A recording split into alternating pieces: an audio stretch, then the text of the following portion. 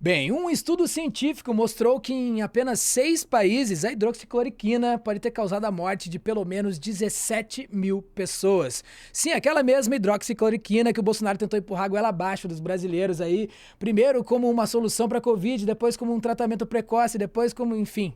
Já viu, né? Durante a pandemia a gente teve que aguentar isso e esse é o nosso assunto aqui no Plantão do Meteoro.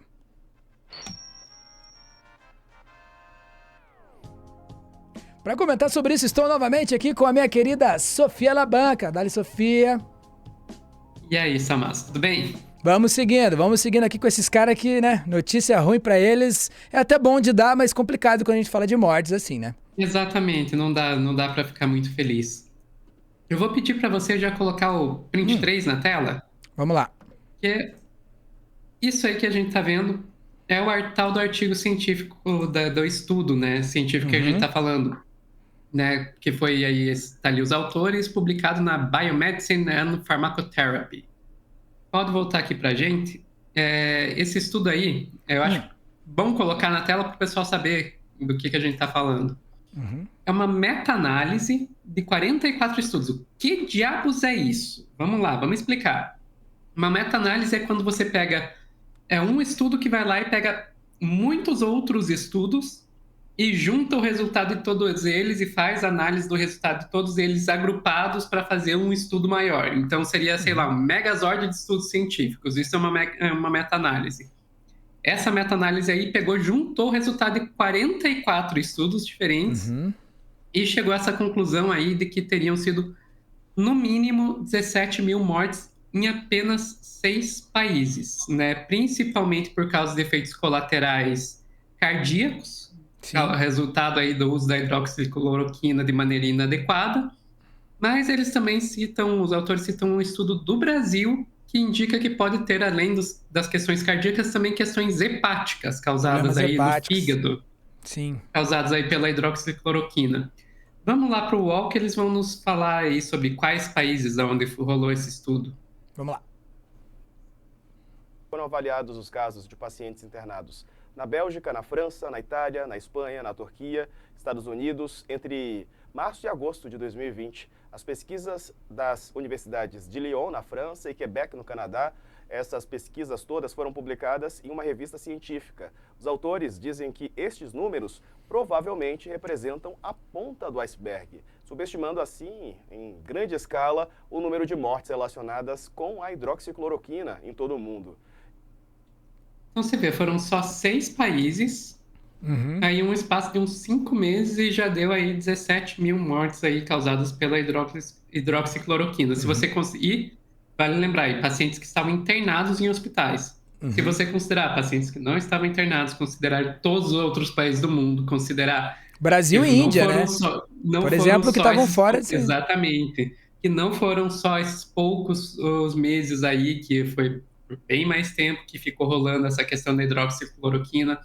A gente sabe que isso aí com certeza foi mais gente, e os próprios pesquisadores falam que é uma estimativa grosseira. Eles citam 4 limitações diferentes no artigo científico.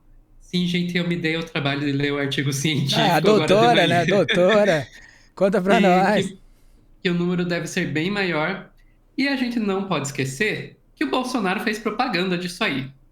E não foi pouca. Ele ofereceu cloroquina até para as emas. Eu, Sim. eu trouxe aqui.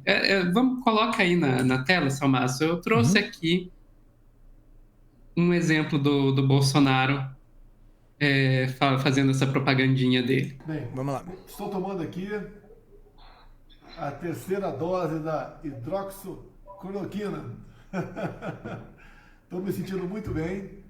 Estava mais ou menos domingo, mal Fazendo segunda-feira, merchan, né, hoje, pros amigos. terça, estou muito melhor do que sábado. Então, com toda certeza, né? Tá dando certo.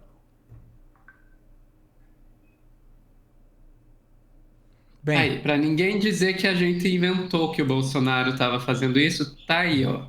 e assim, ó, ele não fez só isso assim, ó, casualmente na sua live, papapá. Ele fez isso em reuniões oficiais enquanto representante do executivo brasileiro, né?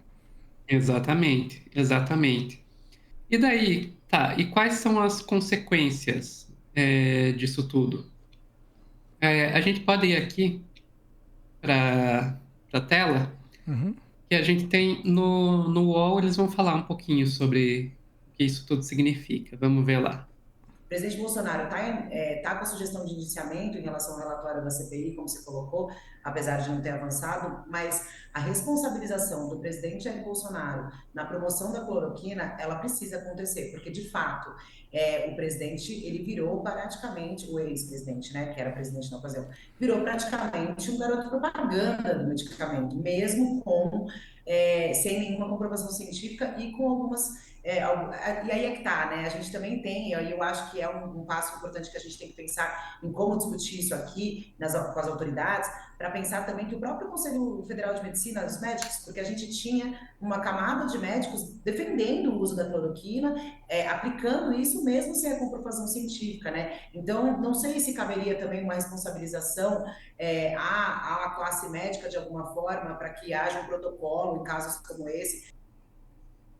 Pois essa lembrança que a Carla Araújo traz, ela é muito importante. Ela é muito importante, porque vamos lembrar, esse estudo aí que a gente está falando foi feito em pacientes que estavam internados, pacientes hospitalizados.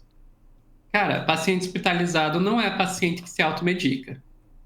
Quem deu cloroquina para essas pessoas foram profissionais da saúde. E aqui no Brasil não foi diferente. Aqui no Brasil, a gente chegou a ter casos absurdos de ter inalação de comprimido de cloroquina, de médica mandar moer comprimido e fazer o paciente inalar. Obviamente, isso acabou bem mal para o paciente, porque comprimido não foi feito para ser inalado. Mas, enfim, ela falou também ali do indiciamento do Bolsonaro. Isso a gente vai falar num outro vídeo, a gente vai tratar aqui no plantão. Vocês podem procurar. Vai ter um outro vídeo sobre essa questão de indiciamento. E daí o que mais que a gente pode dizer sobre essa situação? A gente pode falar, né, que os pesquisadores que fizeram esse estudo, eles comentaram que essa indicação da cloroquina para os pacientes hospitalizados, ela aconteceu mesmo em países que não aprovaram o uso de cloroquina para a Covid-19.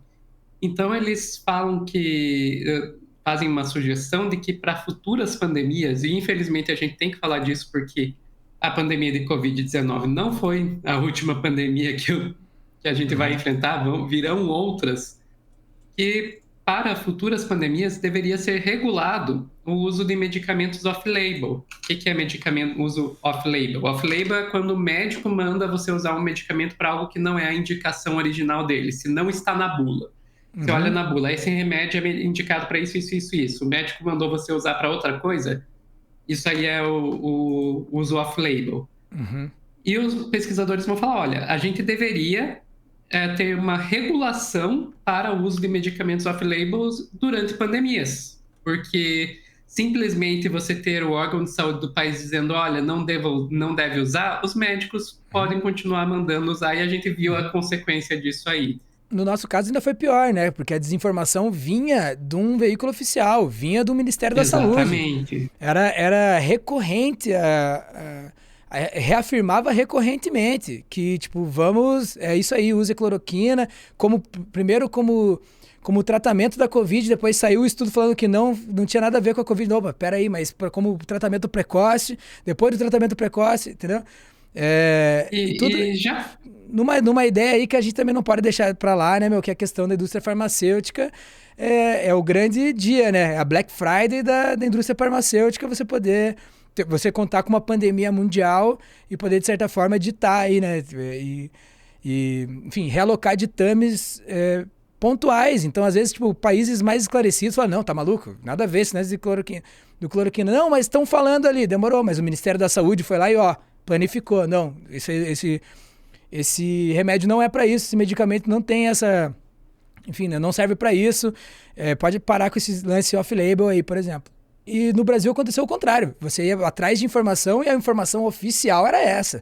E não foi só a hidroxicloroquina, não. Depois tiveram outros medicamentos, que eu não vou nem me arriscar, que é dizer o nome, mas tiveram outros fármacos aí que também foram alvo de merchandising aí do presidente, do ex-presidente, né? Por um certo tempo aí, cara, em diversas ocasiões, entendeu? Em ocasiões oficiais, com líderes estrangeiros. Então, né, não é brincadeira isso aí, né? Sim, sim, a gente teve azitromicina, a gente teve ivermectina, foram vários outros aí. E aproveitando que você falou do Ministério da Saúde, uma pessoa que comentou esse estudo aí foi um ex-ministro da Saúde, o Nelson Teich. Lembrando que durante o governo Bolsonaro, Que ficou 3 o prim- semaninhas ali, né? É, exatamente, que durante o governo Bolsonaro, o primeiro-ministro da Saúde era o Mandetta. sim.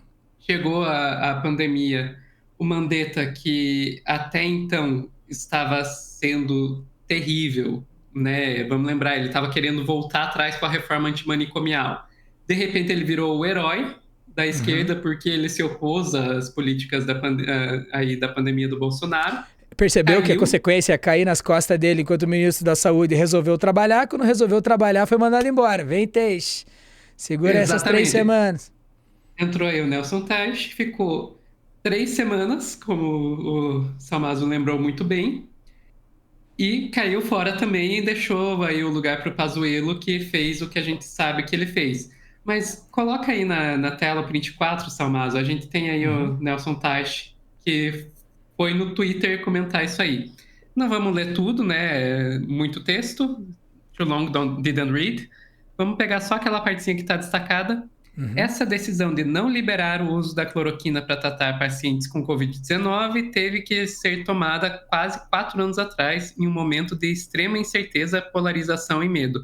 Felizmente, o tempo mostrou que minha decisão de se posicionar, seria de me posicionar, né, contra a liberação e recomendação da cloroquina foi correta. Então, a gente tem o cara aí que, o morto muito louco, que ficou três semanas no Ministério da Saúde e cantando vitória, que olha, eu É. estava certo. Meu, E imagine, tipo ele assim, estava certo, tanto é que foi expulso do governo.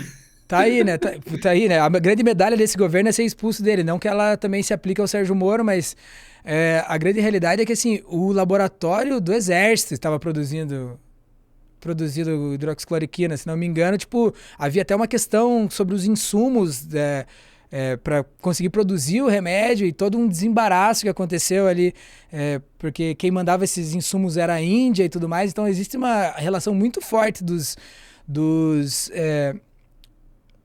laboratórios fabricantes disso com o Bolsonaro enfim, com essa relação de mercantil mesmo, de colocar ali, de querer vender um remédio, de querer vender uma solução para algo que aquilo ali não servia, enfim, E né? enquanto isso, teve Ministério indo muitas atrás. pessoas. E enquanto isso, teve muitas pessoas que de fato precisavam da hidroxicloroquina e de outros medicamentos que foram colocados como solução para a Covid nessa época, porque vamos lembrar, a hidroxicloroquina ela não é indicada para o tratamento da Covid. Isso não significa que ela não tenha usos, né? Uhum.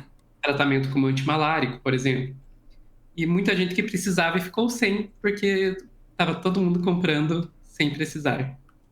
Então, Enfim. tipo, bem, a gente ainda vai falar sobre a CPI da Covid, sobre esses assuntos, a gente vai revisitar esses assuntos em próximas edições do Plantão, mas esse fica por aqui. Mais algum adendo, Sofia? Não, não. Só dizer, ó, procurem aí o vídeo que vai sair logo, logo, falando sobre como está voltando essa questão da CPI da Covid, como ela ainda está assombrando o Bolsonaro. Tomara que chegue a conta. Vamos nessa? Muito obrigado a todos. Esse foi mais um Plantão do Meteoro. Estive hoje com Sofia Labanca. Eu sou o Vitor Salmazo. Tchau. Siga o Guarriro, siga a Lente Vermelha e o canal do Meteoro. E vamos pra cima, valeu? Mantenha-se respirando. Nunca transe com golpista. E saiba, né, cara? Quem faz parte da solução tá sempre em maioria.